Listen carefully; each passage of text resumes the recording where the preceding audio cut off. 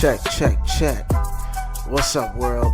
That's Vital Podcast, episode 5. Yeah, episode 5. First little baby milestone.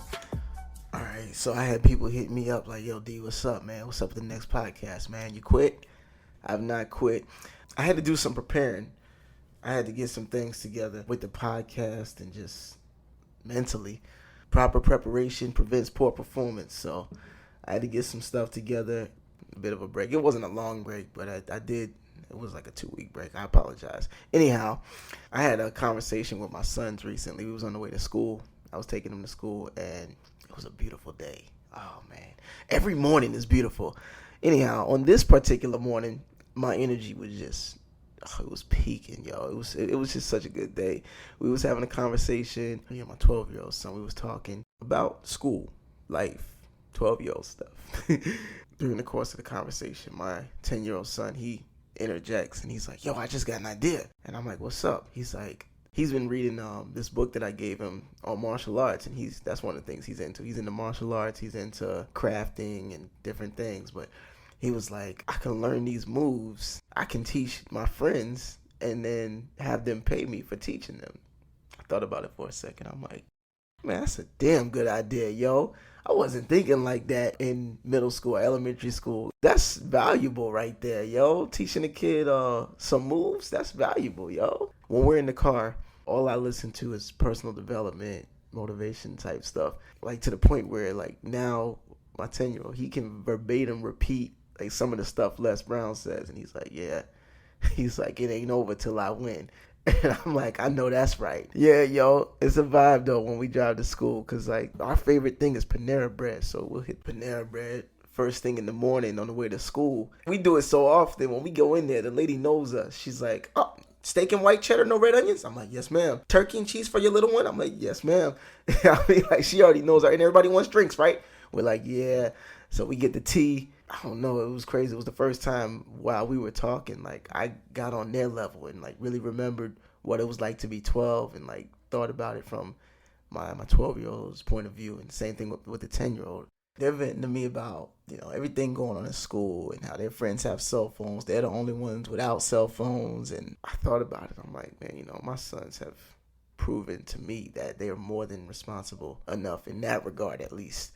And then I thought a little deeper, and I'm like, the school gives them iPads. They go to private school. Like, the school gives them iPads, so they're able to do anything on those iPads. So that same anything that they'd be able to do on the phone, they can do on the iPad, with the exception of calling. But yeah, after hearing their side of things and like rationalizing with myself, I'm like, you know what, I would feel like that extra bit of comfort being able to make direct contact with them whenever I need to. They text me throughout the day as is, letting me know about their day and just if they need advice on something. Like my oldest son, he'll text me constantly. Matter of fact, there was a situation today. He hit me up. Like, he couldn't get a hold of me, so he was hitting my wife up. Like, yo, I need to talk to daddy, like right now, yo. She's like, yo, Julian's trying to get a hold of you. I'm like, all right. I looked at the text. He was like, yo, Khalil is destroyed right now, like heartbroken. Khalil's my son's best friend. I'm like, what's up, man? He's like, his crush, he just found out his crush got a boyfriend. His best friend, this boy is so humble, yo. Like, this kid, he stayed with us a week or two during the summertime. Like, we was grilling burgers. Man, it was a vibe. We bought a pool for the backyard for all the kids. We bought them water guns. Like, it was just a vibe. Played video games. I mean, it was just an all-out vibe, and they just love to talk. My son and his best friend, they like to talk with me and everything. They tell me everything. Like, they tell me, what's going on with them. They love to talk about the girls and just get advice when it comes to the girls. We got a group text, the three of us. So I got on there, and I was like, look, man, hold on, calm down. I said, you're looking at everything through a negative sense, yo. You're looking at it like, oh, this is it. She with this other dude. They gonna be together for forever and live happily ever. Like, you thinking all these things and you're getting crushed, man. You got to keep in mind. Look at the positives, man. You said yourself she's never had a boyfriend. Maybe she likes you and she doesn't want to screw things up with you when y'all get together. So she gotta do a trial run with this other dude, yo. Like this, I don't know. You just gotta think positive, man. Don't be. He's like, yeah, you right, Uncle D. And then he was like, one lesson I learned is to not be so shy. You know what I'm saying? Like if I'm feeling the girl, like let her know I'm feeling her. I'm like, there you go. You know what I mean? It's a learning experience, man. It's all good. Listen, all this does is gives you more time to prepare, yo. Proper preparation prevents poor performance. When you finally do get with her, you will have worked on yourself. Like, you're going to make sure you crispy. The lineup's going to be on point. You know I'm going to hook you up. You know what I mean? I got you the frames. Yo, when I tell you this kid, he's such a good kid. The boy is so humble, yo. Like, he doesn't get out much. Like, he's not experienced a lot of things. So when he was staying with us during the summertime, the day that I was taking him back to his mom's, I took him out to breakfast. The whole family, we all went out to. He had never been to First Watch.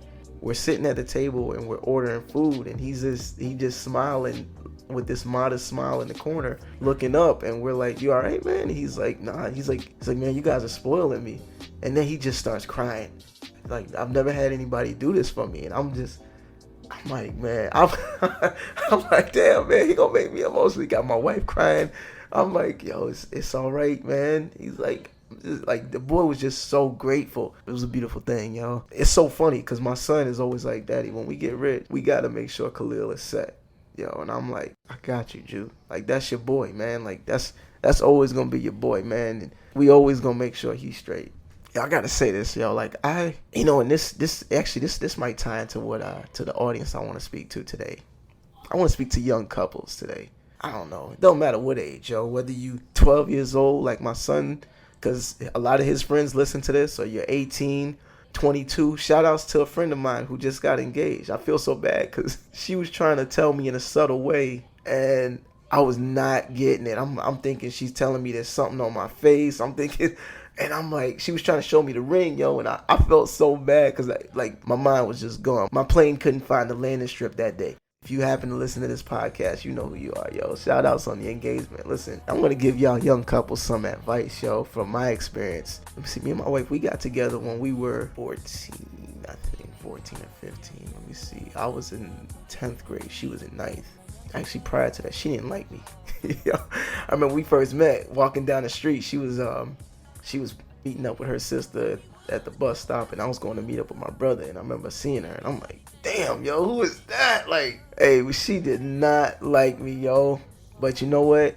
I stayed persistent, yo. And, like, I was determined. I'm like, man, she gonna like me, yo. Like, yo, it got to the point where one time she just straight up told me, she was like, yo, I just don't like you. Fast forward, we've been together since, so now that was in 2004. So we're in 2022. So we've been together for almost 20 years. And it's not always been easy. My wife's had to apply a lot of patience, you know, and vice versa. There's so much that I've learned. Relationships are give and take, yo. Like, you've got to give love in order to receive it. But you got to remember, love keeps no record of wrongdoing.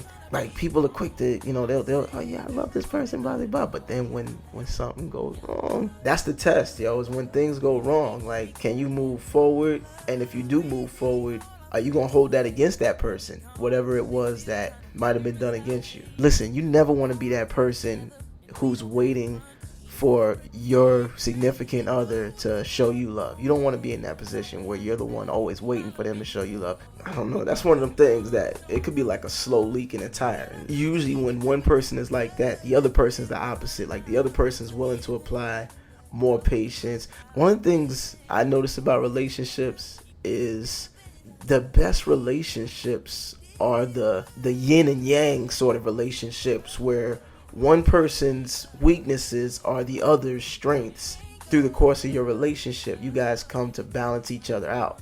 Sometimes in relationships, arguments happen because of simple miscommunication or a misarticulation of a thought that's attempting to be conveyed. This is where patience has to be developed. Understand, this person is not trying to hurt you. They might be frustrated, because it's not necessarily that they're frustrated with you. It may be that they're frustrated with themselves, because to get that point across in a way where it's crystallized, where they can make that thing as clear to you as the thought was conveyed in their mind, because they know you already and vice versa. You know them. It's like, yo, how do I get this point across without offending you? Because my intention is not to offend, but my intention is to bring clarity. How do I simplify the thought so that it doesn't come off rude or arrogant, but I could get it out quick enough to where okay, we can make some progress, and you can actually hear me out and clearly, see what it is I'm trying to say, or what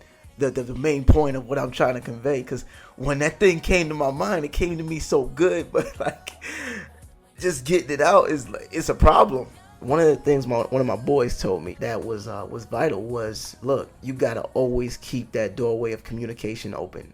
Once you close that doorway of communication, there can be no resolve. Keep that in mind. I'm gonna repeat that. You have to always keep that doorway of communication open. That means you gotta set your pride aside. Like if you feel, and when it's time to set your pride aside, when you feel that thing eating at you, like, yeah, I should say something, but nah, I'm mad at this. You know what I mean? Like, nah, yo, she really pissed me off. Like, I'm not finna look soft. I'm not finna look like no little. Nah, yo. At some point, you gotta just take a deep breath, suck it up, and say, you know what? All right, I'm gonna apologize. Like Martin in Bad Boys 2, he's smacking himself in that. Apologize to that man. You know what I mean? Like, sometimes you be wrestling with yourself on that thing, and you gotta. I know that feeling because I'm the prideful one in the relationship. So, like, sometimes I gotta apologize. But then sometimes I have these moments where I have this profound apology just pop in my head, and it's real. I don't know, for some reason my mind just decides, you know what? Let's put some detail on this apology. Like, yo, I was wrong because what you said to me, I automatically took it as this. I misjudged you because you could have meant it this way, but because I was pissed, I took it this way, and then I responded. So that was on me. Here's the thing about life. Life is a fight. Life is constantly throwing punches at you, and it's not going to stop. You just have to learn to roll with the punches, yo. Hard times come, the W wants to see how bad you want it, yo. The W's going home with the champ. Y'all remember that Mike Tyson movie back in the day? Buddy was like, yo, where's your girl, Mike? She's at my house, butt naked, cooking grits. That's the W. Winning. Always look for something positive to focus on, One of the best podcasts I've listened to all year is a podcast called Tune Out Doubt. In the podcast, Doubt was described like a man in a boat. Dude said, you're the captain of this boat, all right? You're steering this ship. You got all these rowers in the boat. You're telling them what to do and what direction the boat is going in. You're trying to row in the direction that you want to go, the direction of success, the direction of abundance, positivity, a better life, all these beautiful things. You got these dreams, these hopes, all this stuff. And you got this knucklehead in the back of the boat rowing in the opposite direction. You got a decision to make. Are you going to let him take you back in that negative, opposite, opposing, pessimistic direction? Or are you going to kick him the F out the boat? Like, yo, you got to get the F out, yo. You know what I mean? And realize that, hey, if he drowns, he drowns. The way it was explained, it was so profound. I was like, yo, that's facts. All right, so as it pertains to relationships, another thing to understand, you got to value your relationship. You got to see your relationship like two partners in a relationship. It's like you're in a boat. You're trying to survive. You got all these sharks outside the boat. You got all these men. You got women who see a good man and they're thinking to themselves, yo, if that dude's girl ever messes up, it's a wrap, yo. Conversely, it's the same thing with dudes looking at good girls. Like, yo, I would not mind having a girl like that. Like, if that Negro ever mess up, bruh, I'm all on that. One of the things you want to make sure in your relationship is that you're not giving them sharks any reason to sniff blood, any reason to see any kind of weakness. When they start sniffing that blood, they want to start rocking the boat. Some people in their relationships they'll gladly jump out the boat themselves just to take a swim. Why would you want to jump into a den of sharks to take a swim? All right, I've officially stopped talking to the kids. All right, and when I say the kids, I'm talking about the young 12-year-olds.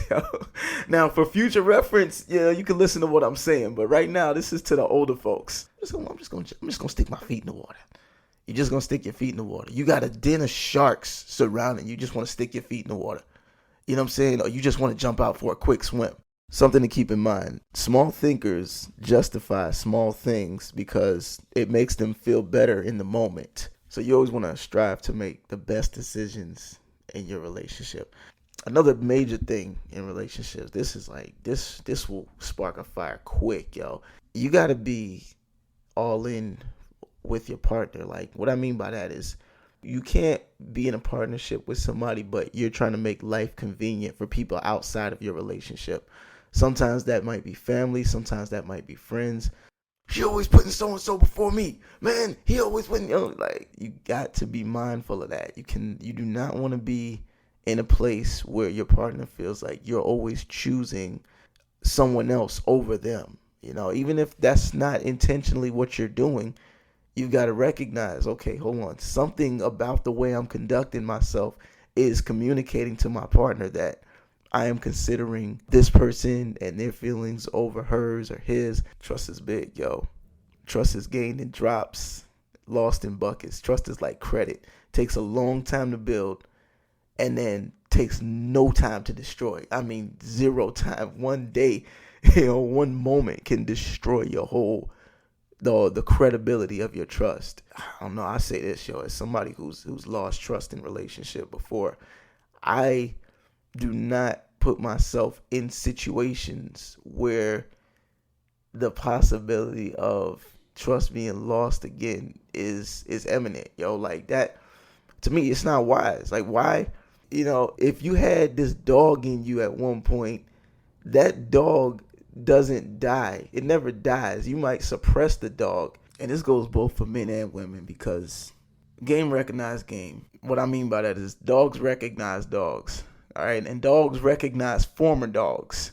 Whether you be male or female, your mind identifies that dog code immediately. That beast is still in you.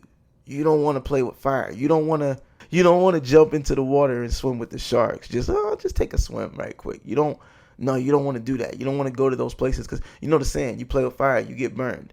Like, eventually, it's like a high. It's like, yeah, it felt good to get out alone and, I don't know, go to the club one time. I just felt like myself again. Okay, so you go once, but it's like I said, just like a high. It's every single time you do it, you got to push the bar even more and more. Your body is going to crave that dopamine hit, and it's like, yo, just simply going ain't enough of a hit.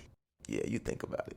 Shout out to my sister, yo, because I spoke to her yesterday, and she was like, I was like, yo, when I be on the podcast, it's crazy. Like, when I'm driving, all these ideas are flooding my mind. When I'm not in front of the microphone, first thing in the morning, I'm driving, like, all these ideas are flooding my mind. And I'm like, I got to figure out how I can get that same inpouring of thoughts when I'm sitting in front of the microphone ready to record. And my sister's like, yo, why don't you try hopping in the shower, yo? She's like, yo, some of my best thoughts come when I take a shower. I'm like, I thought about it. I'm like, yo, you right. I didn't even think about that. Yo, I've had that experience before. Yo, I'm in the shower, and I got to jump out the shower, run into the mic butt naked. Like, yo. Nah, not really, yo. That would be funny, though. My big behind running through the house butt naked, trying to get to the mic. Sliding and stuff, got soap suds dripping. Nah, but seriously, back to what I was saying about relationships. Yo, I had a conversation with one of my best friends one time. Man, he raised my level of awareness to an entirely new height when he said this. He said, D, you got to understand something. You've got these women out here that, like, for some of them, this is their last shot. They feel like they're on the verge of being alone forever. So they're observing closely. I don't know that they're wrong, because they're on the outside. They're doing their own thing. If they happen to have a tuned in sense of awareness, same thing with dudes. If they have to another person's relationship, well, it could be for a number of reasons. They could be looking at how to best conduct yourself when you're in a relationship. You know what I mean? Like, what are good things to implement? Or, on the other hand, they could be looking like a fighter, like focusing on all your moves, like looking at your slip-ups, looking at, really? He let her do that? Or she is allowing that? Like, you know what I mean? People are always watching, even when you don't think they're watching, with a hawk eye, waiting, and they see that opponent's weakness, and then what do they want to do? They want to capitalize on that weakness. You know what I'm saying? And that's why I said, yo, like sharks rocking the boat. Like, sharks, if they smell the smell, well, you see in the movies, they smell a little bit of blood. I don't know if that's really how sharks operate, but in the movies, they smell that little bit of blood, and now they want to start rocking the boat. And this is just advice. This is not so that you can, go and think negative and find reasons of being insecure. But, like, it's like T.I. said, it's motivation. You better get on your job. the last thing I'll say, this is supposed to be for the younger couples, the newer, even older couples, just that may not have that raised awareness or matrimonious maturity. I just came up with that. Yo, I like that. One of the big things you got to understand about relationships is that when you get in a relationship, you got to conduct yourself differently. Like the stuff you got to, you know what? You got to be able to recognize, okay, what benefits me more in singlehood versus what benefits me being in a relationship. You know what I'm saying? Like, is what I'm doing something that would be more conducive for me if I was single, or is it something that me and my partner can do together? Is it something that may or would bother my partner, or that my partner would have an issue with? These are things you got to recognize and be considerate about. And a lot of relationships is, I remember hearing this in a Tyler Perry play, it's like, it's reading between the lines. You gotta understand something sometimes, that when people communicate towards each other in relationships, oftentimes they say one thing, but what they're saying is deeper than that. Humans, we talk to ourselves for like 400 words a second or a minute. I don't remember what the statistic was, but a lot of the thoughts that we've been conditioned to think towards are more negative thoughts. And you gotta keep in mind, there's always two sides of the spectrum. Anything positive is on one side, anything negative is on the other. But the dominant thought is always the winner. Two final things. One, never be closed off to learning new things. All right, maintain an open mind. And two, never be closed off to your partner's concerns. Always listen intently to your partner's concerns. All right, and with that all having been said, I'll catch you guys on the next episode. You got it. It don't belong to anyone but you. Hey, if that's a question of my love.